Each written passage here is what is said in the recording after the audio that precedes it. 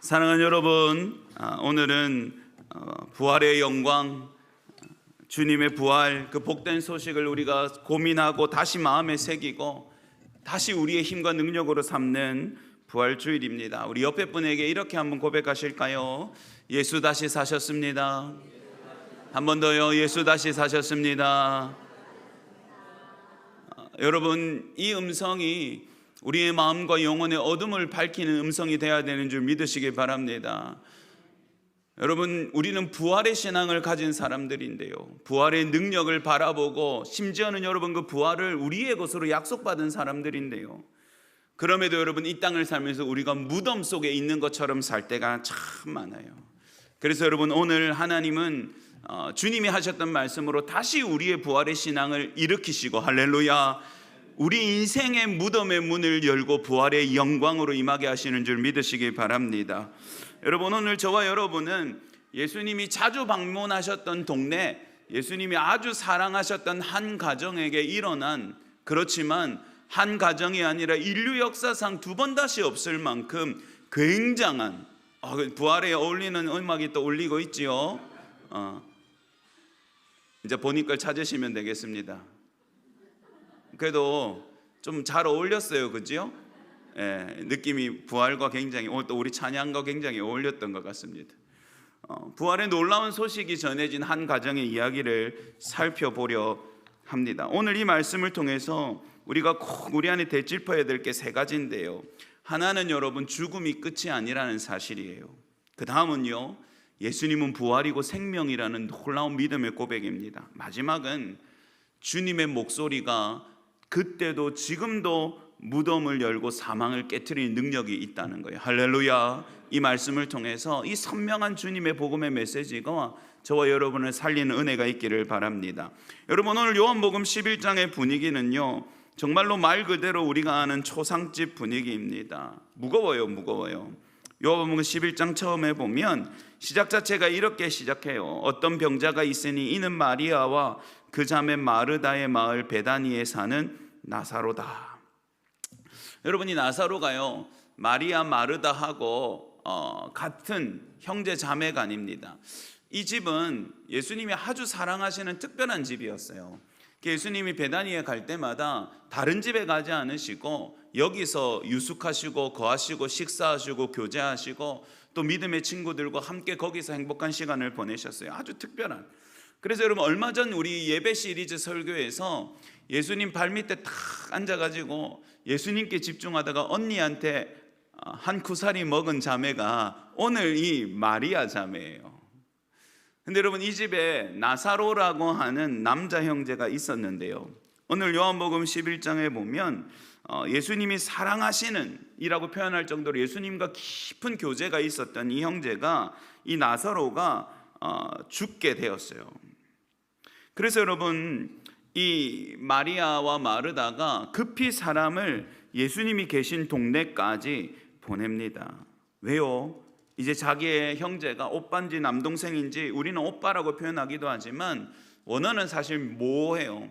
오빠든 남동생이든 이 형제가 죽게 생겼으니 예수님께 빨리 와달라고 사람을 보냅니다. 그런데 여러분, 여기서 조금 충격적인 게 11장에 나와요. 우리가 아는 예수님이랑 좀 달라요.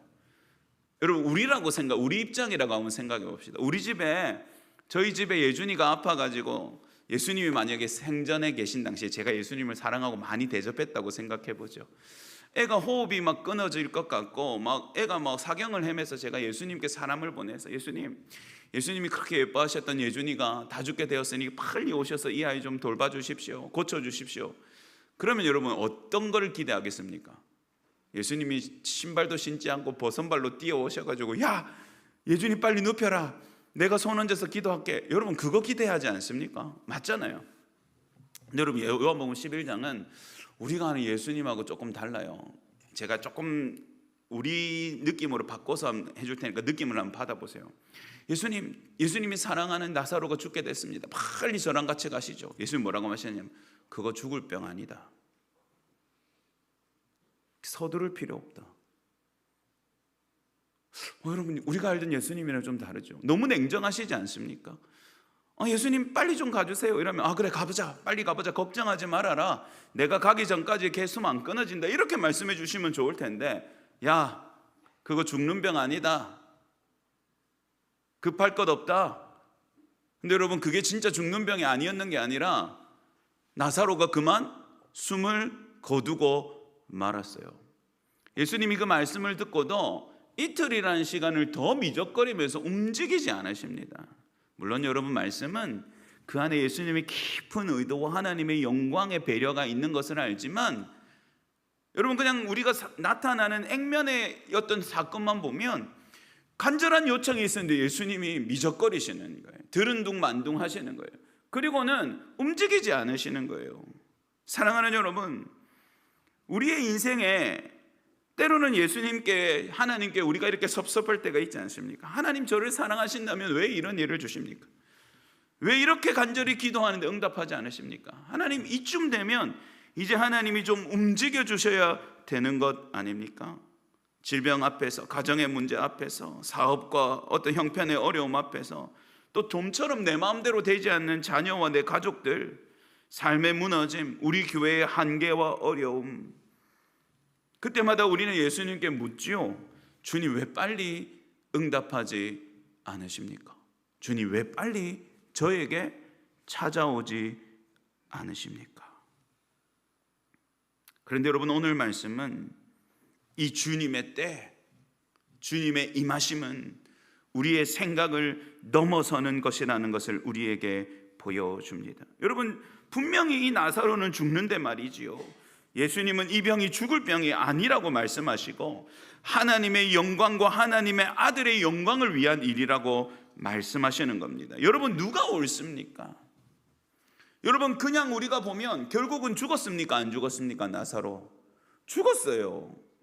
그러면 여러분, 그 전하러 갔던 사람 말입니다. 나사로의 친척인지 모르겠지만 그 사람 뭐라고 생각했을까요? 가서 예수님 가시죠, 나사로가 큰일 났습니다, 죽을 것 같습니다, 이거 죽는 병 아니고 도리어 나의 영광과 하나님의 영광을 위한 거야. 근데 여러분, 가는 사이에 이 사람은 뭘 들었겠어요? 나사로가 이미 죽었다는 소리를 들었겠죠. 그럼 마음에 어떤 생각했겠습니까?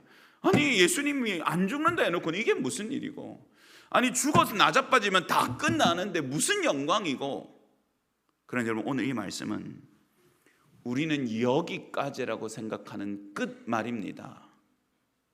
그러나 그것이 아니라 더 나아간 하나님의 은혜와 역사가 있다고 말씀하고 있는 거예요. 따라해 봅시다. 죽음이 끝이 아닙니다. 여러분, 그 말을 하고 있는 겁니다. 예수님 끝났습니다. 죽었습니다. 이미 소용이 없습니다. 그러나 주님의 시선은 그 죽음 너머에 일으키실 당신의 부활의 능력에 있었던 것이지요. 사랑하는 여러분, 오늘 이 부활절을 지나면서 우리 안에 죽었던 것 같고 우리 안에 끝났다고 생각했고 우리도 여기까지라고 믿었던 것들이 산산조각 나고 그 너머의 주님의 역사와 생명과 부활의 은혜가 베풀어지는 삶과 영혼이 되시기를 주님의 이름으로 축복합니다. 여러분, 오늘 말씀은 거기에 있는 거예요. 죽음이 끝이 아니다. 그 너머에 내가 일으키는 일을 보라고 말씀하고 있는 겁니다. 여러분, 그렇게 예수님이 이틀을 더 유숙하신 후에 별로 서두르시지도 않는 것 같아요. 성경의 뉘앙스에 보면 사람들과 함께 이제야 베다니로 걸어가십니다. 그런데 가기도 전에, 도착하기도 전에 먼저 마중 나오는 사람들이 있었어요. 그 중에는 이 나사로의 자매인 마르다가 포함되어져 있었습니다. 와서 뭐라고 말하냐면 이미 나사로가 죽었습니다. 마르다가 막 예수님을 반기지만, 너무 사랑하는 분이어서 반기지만 그 안에는 말할 수 없는 답답함과 슬픔과 고통이 있었어요. 예수님의 손을 잡고 웁니다. 주여, 당신이 계셨더라면 나사로가 죽지 않았을 텐데요. 여러분, 아마 이것은 원망이라기보다는 주님의 그 놀라우신 능력을 소망했음에도 그것이 내게 임하지 않은 것을 향한 슬픔과 또 주님의 빈자리를 향한 고통이 더 큰 것 같아요. 주여, 당신이 계셨더라면 나사로 안 죽었을 텐데. 예수님 오신 건 고맙지만 이미 죽었습니다. 여러분, 그때 예수님이 하시는 말씀이에요. 오늘 본문 보죠. 11장 25절 26절 다시 읽습니다. 25절 26절 시작. 예수께서 이르시되 나는 부활이요 생명이니 나를 믿는 자는 죽어도 살겠고 무릇 살아서 나를 믿는 자는 영원히 죽지 아니하리니 이것을 내가 믿느냐. 아멘. 여러분 어떠십니까? 예수님께서 내가 부활이요 생명이다, 나를 믿는 자는 죽음도 이기고 나를 믿는 자는 영원한 생명을 얻게 될 건데 네가 그것을 믿을 수 있겠냐? 여러분, 주님이 오늘 우리에게 말씀하신다면 뭐라고 대답하실 겁니까? 한번 대답해 봅시다. 뭐라고요? 예, 주님 믿습니다. 안 믿습니까?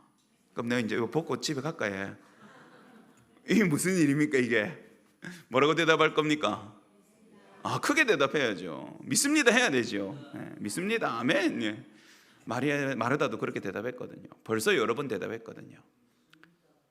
그럼요. 그런데 여러분, 믿는다는 것이 그냥 막연한 기대와 소망이 아니라 진짜 이루어지지 못할 일을 이루어지는 것을 경험하고 맛보는 것임을 우리에게 보여주십니다. 너희 오빠 다시 산다. 이 앞에도 이렇게 말씀하셨거든요.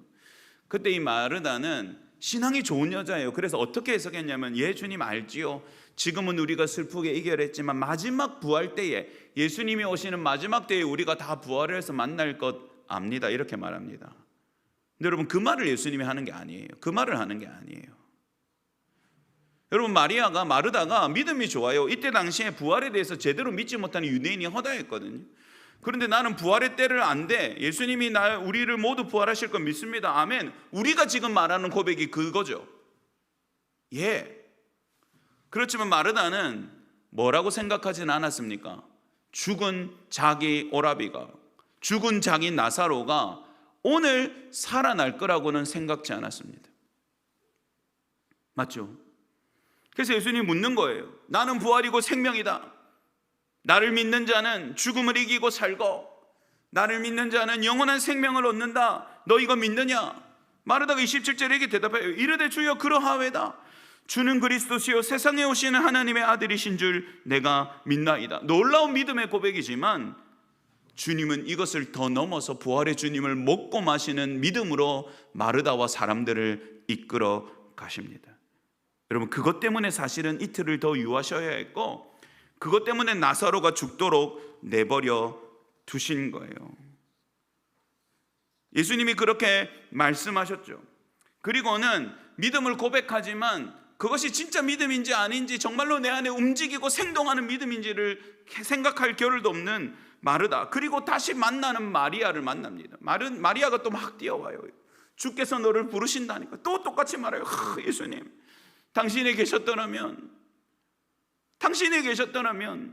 우리 오라비가 죽지 않았을 텐데. 여러분, 그 눈물바다가 됩니다. 사람들도 옆에서 흐느껴 오면서 뭐라고 말하냐면, 그 많은 병자도 살리더니 그 사랑하는 이 나사로는 미리 살릴 수 없었나?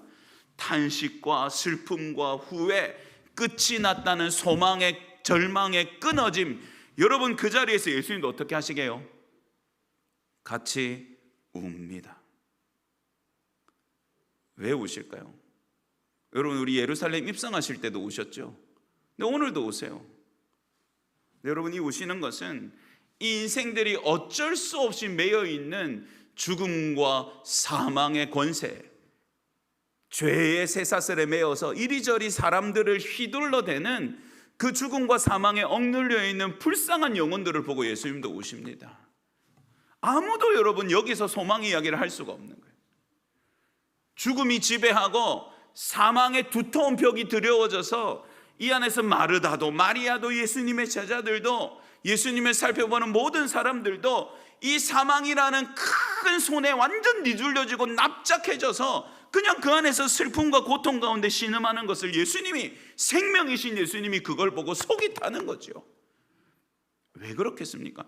내가 부활과 생명으로 이 자리에 왔는데, 내가 부활과 생명으로 너희 가운데 왔는데, 너희는 부활과 생명인 나를 곁에 두고도 사망의 목줄에 매어서 죽음의 권세에 눌려서 이렇게 슬퍼하고 고통하고 있구나.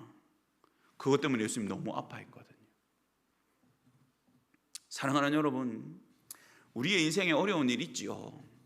우리가 소망하지 못할 만한 어떤 일을 만나기도 합니다. 목사님, 그럴 때 어떻게 안 힘들 수 있습니까? 힘들어야죠. 힘들 수밖에 없죠.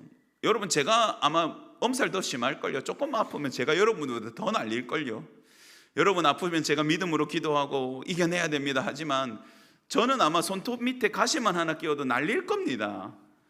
그러나 여러분, 그걸로 끝나면 안 돼요. 그걸로 끝나면 안 돼요. 우리에게는 여러분 부활과 생명의 주이신 주님이 계시잖아요. 믿습니까? 사망과 슬픔과 고통과 죄악과 억눌림 가운데 있을 수밖에 없는 인생 가운데 자신의 생명을 불처럼 촛불처럼 태우셔서 부활의 능력, 부활이라는 걸 바랄 수도 없는 저희들 가운데 부활의 능력을 전해주러 오신 분이 저와 여러분 가운데 계시지 않습니까? 거기서 끝나면 안 되는 거죠. 그래서 예수님은 어떤 결심을 하신 것처럼 보이냐면, 이렇게 이들을 슬프게 하고 고통스럽게 하고 옥죄이고 있는 사망을 내가 깨트려야지 라고 생각하신 것 같아요. 여러분, 그래서 예수님이 하시는 일이 놀랍습니다. 무덤으로 가자고 해요. 그럼 사람들이 말립니다. 예수님 벌써 죽은 지 3일째입니다. 썩어서 냄새 날 겁니다. 그리고 여러분, 그때 당시에 그 유대인의 무덤은 봉을 하거든요. 세멘, 우리로 생각하면 세멘, 석회를 바르거나 뭐 이렇게 해서 봉인을 해요. 그거 풀고 닫고 열고, 여러분 보통 일입니까? 그럼에도 예수님이 가자고 고집을 세워요. 사람들은 이렇게 생각해요. 아이고, 그렇게 미적거리실 때는 언제고 인제는 후회하는갑다. 그리고 못된 마음이 예수님이라고 해도 이미 늦었다. 왜요? 그 무덤은 사람이 더 이상 넘어설 수 없는 너무너무 두터운 장벽이거든. 죽은 지 3일째 되었습니다. 이 말은 무슨 말입니까? 거기에는 소망의 한 조각, 생명의 한 조각, 전환과 변화의 가능성 있습니까? 없습니까? 없다 이 말, 없다 이 말. 여러분, 예수님은 계속 가겠다. 그리고는 뭐라고 말씀하시는 줄 아세요? 야, 돌 옮겨라. 여러분, 그냥 속된 말로 생각하면 예수님만 아니면, 여러분 이런 말 써서 죄송합니다만 이게 무슨 깽판입니까? 남의 장례식에 와가지고 나 봐라, 나는 인정 못한다, 관 열어라, 이런 분위기 아닙니까? 여러분, 돌 옮겨라, 무덤 돌문 열어라. 그리고 여러분, 거기서 놀라운 일을 그 모든 사람들이 눈으로 보고 만지고 경험할 수 있도록 행하십니다. 여러분, 오늘 본문 뒤편을 한번 살펴볼 건데요, 요한복음 11장 40절부터 봅니다. 오늘 화면에 나올 거예요. 요한복음 11장 40절부터입니다. 다 같이 믿음으로 읽습니다. 시작. 예수께서 이르시되 내 말이 내가 믿으면 하나님의 영광을 보리라 하지 아니하였느냐 하시니, 돌을 옮겨 놓으니 예수께서 눈을 들어 우러러 보시고 이르시되 아버지여, 내 말을 들으신 것을 감사하나이다. 항상 내 말을 들으시는 줄을 내가 알았나이다. 그러나 이 말씀하옵는 것은 둘러선 무리를 위함이니 곧 아버지께서 나를 보내신 것을 그들로 믿게 하려 함이니이다. 이 말씀을 하시고 큰 소리로 나사로야 나오라 부르시니, 죽은 자가 수족을 배로 온 동인채로 나오는데 그 얼굴은 수건에 쌓였더라. 예수께서 이르시되 풀어놓아 다니게 하라 하시니라. 아멘. 사랑하는 여러분, 죽음이 지배하고 눈물과 슬픔밖에 없고 예수님을 믿는다고만 하지만 정말로 부활의 신앙이 뭔지를 알 수도 없고 경험할 수도 없었던 연약한 인생들 가운데 주님이 오셔서 단단하게 닫힌 무덤 문을 열라고 하신 다음에 뭐라고 말씀하셨는지 아세요? 기도하시고 나서 이렇게 선포하셨습니다. 나사로야 나와라. 여러분, 이게 무슨 말입니까? 무덤은 시커멓게 어둡습니다. 그 안에는 여러분 공간일 뿐이지만 우리는 절대 넘어설 수 없는 영역입니다. 우리는 살아있고 그 무덤은 죽어 있습니다. 이건 여러분 아무도 넘어갈 수 없고 아무리 소리친다 한들 그 곁으로 소리가 닿을 리도 없습니다. 그런데 여러분, 예수님께서 하나님께 기도하신 후에 하나님이 이들에게 믿음을 달라고 선포하신 후에 나사로야 나와라 하고 부르시는 순간 여러분 따라합시다. 사망의 장벽이 산산조각이 났습니다. 할렐루야. 여러분, 이 사건은 그냥 단순한 사건이 아니에요. 보이지 않는 사망의 손이 온 영혼들을 옥죄고 그 죽음의 두터움으로 그 인생들을 믿음 없이 흔들어서 자신의 지배하에 두고 있었는데, 그들 가운데 생명이요 부활로 오신 예수 그리스도께서 그 단호한 음성으로 선포하실 때 여러분, 그 온 땅과 사람들을 지배했던 사망이라는 권세가 와르르 무너지는 장면인 줄 믿으시기 바랍니다. 여러분, 놀라운 일이 일어났어요. 놀라운 일이 일어났어요. 주님이 선언하시자 사망이었던 것이 생명으로 바뀌었습니다. 죽음이었던 것이 부활의 능력으로 바뀌었습니다. 여러분, 그 말을 듣자마자 여러분 꽁꽁 쌓인 채로, 수위가 다 쌓여진 채로 한 사람이 저벅저벅 걸어 나오는데 그가 누구였습니까? 나사로였습니다. 나사로였습니다. 너희가 믿으면 하나님의 영광을 보겠다 내가 말하지 아니하였더나. 여러분, 그 자리에서 어떤 일이 일어났겠습니까? 마르다는 이제야 생명이요 부활이신 예수님을 믿는 믿음이 어떤 것인지, 그 믿는 자들에게 어떤 은혜와 능력이 임하는지를 알게 되었던 것이죠. 예수님은 먼저 당신이 사랑하는 자들에게 부활의 믿음을 주신 다음에 십자가를 지시고 부활의 영광을 이루어 내셨습니다. 여러분, 이 부활의 능력이 저와 여러분의 것이 되시기를 주님의 이름으로 축복합니다. 여러분, 이 주님의 음성은 지금도 이 부활절 예배 때마다, 여러분이 주님을 찾을 때마다 우리 가운데 소리치고 계십니다. 오늘도 여러분, 이 부활절 아침에 우리 교회들이 선포하는 것은 분명합니다. 주님의 음성이 무덤을 엽니다. 주님의 음성이 사망을 깨트립니다. 주님의 음성이 냄새나고 시체가 되어버린 곳에 생명과 부활의 일을 일으킵니다. 할렐루야.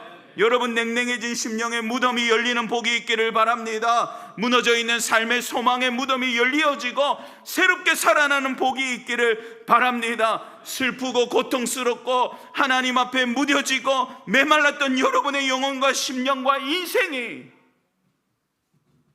예수님의 부활의 선포, 무덤에서 나와라, 이 음성을 듣고 다시 살아나고 다시 회복되어지고 다시 찬송과 감사로, 다시 고난을 견디는 견고함으로, 부활을 믿고 바라보는 소망으로 다시 회복되어지는 복된 부활절 되시기를 주님의 이름으로 축복합니다.